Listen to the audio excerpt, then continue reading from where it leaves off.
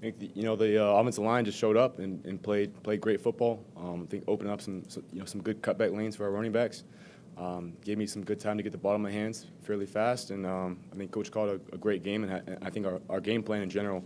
It was a good game plan going into this. So I think in all phases, I think it all just came together on the right day. Did you have a sense that the O-line was going to play as well today? Yeah, just in practice, just put in a couple different protections that allowed the O-line, tight end, and running back to stay in and just make some good blocks and allow us to take some shots downfield, or whether it be underneath or downfield. I think a couple of other protections we tried this week were a little bit different than last week. Whereas last week we had a couple more, six-man protections, like six-man turn protections. Whereas this week was more of a seven-man protection, seven-man full gap slide protection, and then it doesn't allow guys to just get matched up on one guy. It allows us to just fully slide it and not having too many just one-on-ones and just to play fast. Are your legs tired when you run like you did there? What's up? My legs are tired after every game, but yeah, sure.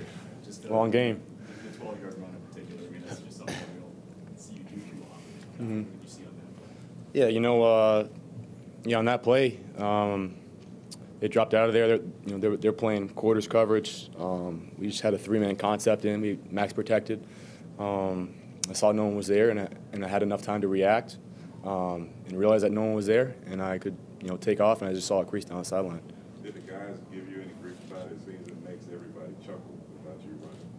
Yeah, it's just something that I haven't really been able to put out on film and show in the past few weeks. I just felt really healthy today, and yes, it's not something that we're used to, but I was able to do it today, and it helped us on a couple plays. But credit to all the guys up front, which allowed that to happen. Not to take away from your dual threat day, you did start 13 for 13.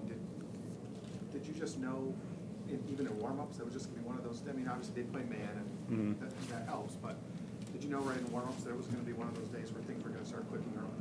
Yeah, we had to have a bit of a different philosophy this week. We had to realize that a couple of our quick passes would kind of act as runs in a sense, almost like a West Coast offense where you just get the ball out fast. We knew that Pitt loves to bring a lot of six-man pressures where they play only two guys underneath, a safety and two corners deep, kind of like it's like a 2 under 3, three-man deep void. Just a lot of pressures that would have to, just knowing that I have to get rid of the ball fast, and coaches allow me to play fast, and he called plays that I think that allow our playmakers to get in the right spot to make plays. So how much can today be a springboard?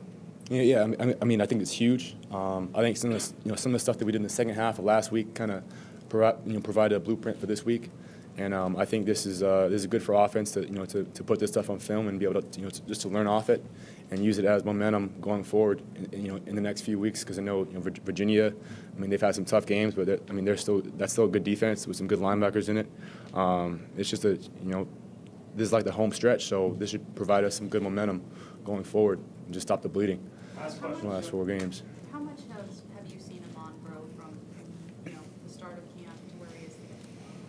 Yeah, immensely. Amon coming in, we were thinking of him as more of a Z receiver. A Z receiver is like what Braxton hasn't been playing, or what Stacy plays, more to the field, more out there. Those are usually your quicker, faster, deep type receivers.